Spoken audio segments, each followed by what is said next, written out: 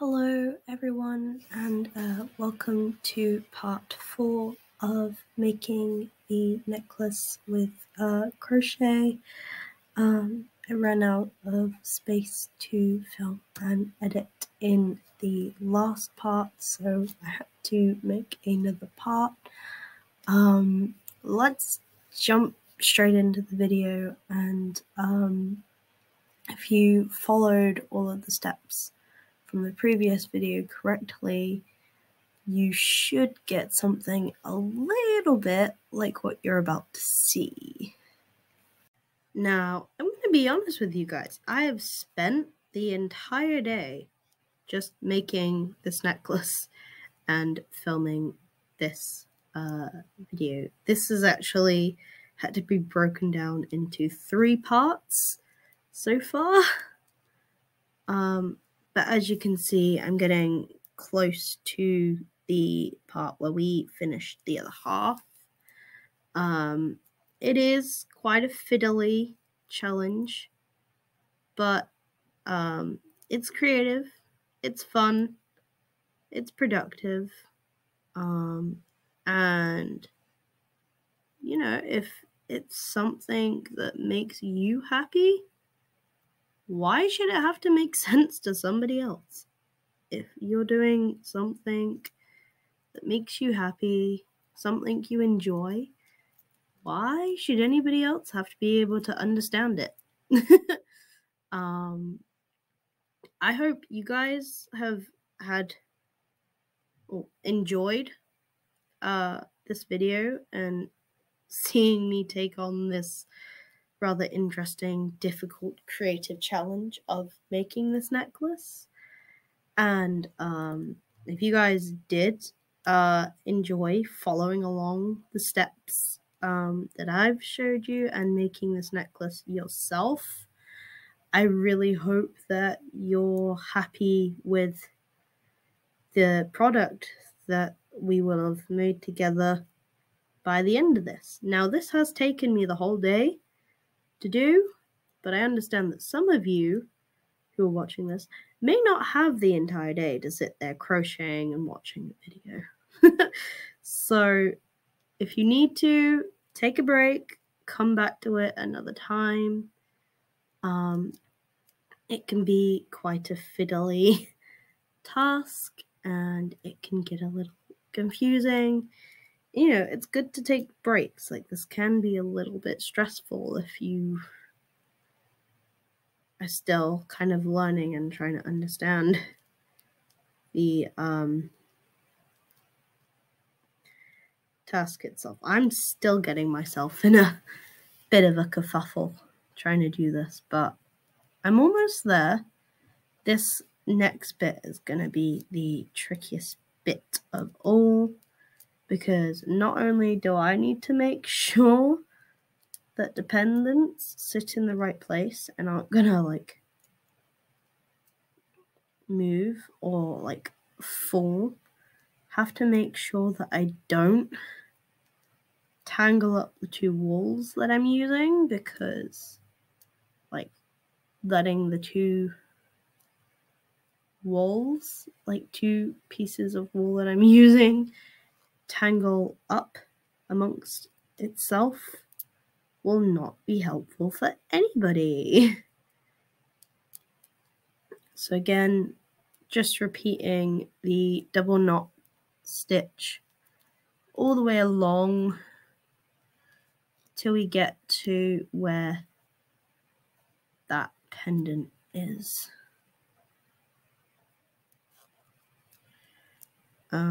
Now I think I have like 1 or 2 more to do to make sure that this doesn't move out of the place I want it to stay. Now this is proving to be quite a fiddly task to do, because not only do I have to make sure that the pendants, not only do you have to make sure the pendants stay in place, you might get yourself in a bit of a pickle with the wool. the wool likes to wrap itself up and tangle itself up amongst other pieces of wool that aren't helpful for it to tangle itself up in. But that's okay.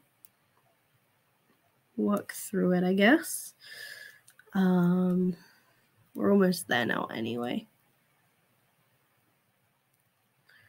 So this is the last double knot stitch. My wool is in a tangle, which is not going to be fun to unpickle.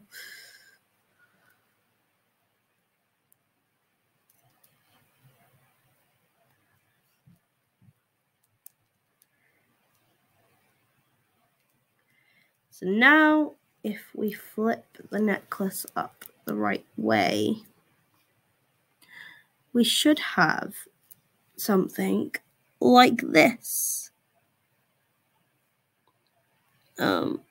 So yeah, our pendants shouldn't move and they should sit in front of each other how we positioned them. They shouldn't be able to slide behind each other. I'm just going to quickly turn this around so I can see what I'm doing and explain to you as best as possible.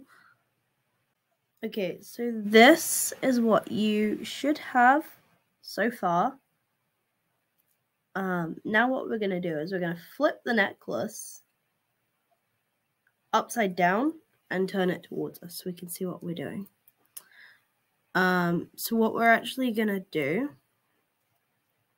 is, you see how from both the little halves that we did to strengthen and patch the pendant so they stay where we want to, we have 2 stitches here. So we're going to put our crochet needle back through both of these stitches like this. I'm going to take both our pieces of wool and wrap it once over the crochet needle and pull those 2 stitches from a 2 into a 1. This bit may be a little bit fiddly and a little bit difficult, but with a bit of a jiggle and a wriggle, you should be able to take those 2 stitches and put them into 1 stitch, just like this.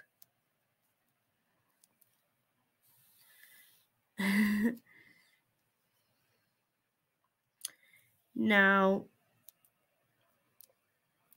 we have this 1 stitch. We're gonna put the wool over the needle again and pull this wool through that 1 stitch all the way through. And then we're going to take our scissors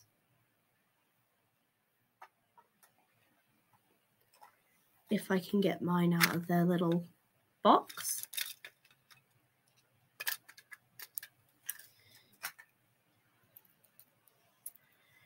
And we're going to cut off about this much of our wool here. Pull that all the way through that stitch and push it down, pulling that thread as tight as you can so that it makes a nice little tight knot. Shouldn't come undone. And then if you flip it the right way up,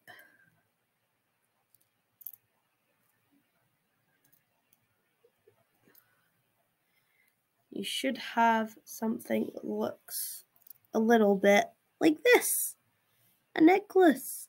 And ours kind of looks a bit like mine kind of looks a bit like a funny shaped heart diamond thing, which is really good. And then once you've tightened and tied that knot, and you are absolutely 100% sure that it's not going to come undone,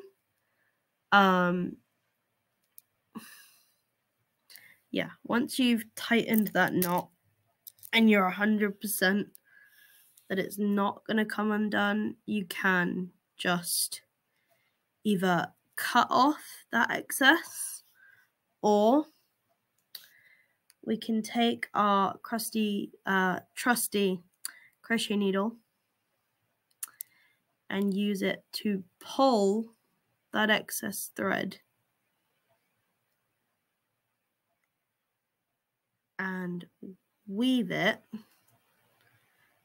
into the crochet itself, so that no one would be able to tell that there's a knot there. It's quite a smart little trick that a good friend and neighbor of mine taught me a little while ago. But yeah, you just use the crochet needle to manipulate the wool to make the wool go where you want it to go. It can be a little fiddly, it can be a little confusing, and at times a little bit stressful and annoying, but it works wonders, and I find it to be quite relaxing and quite fun. So this is what we've got so far.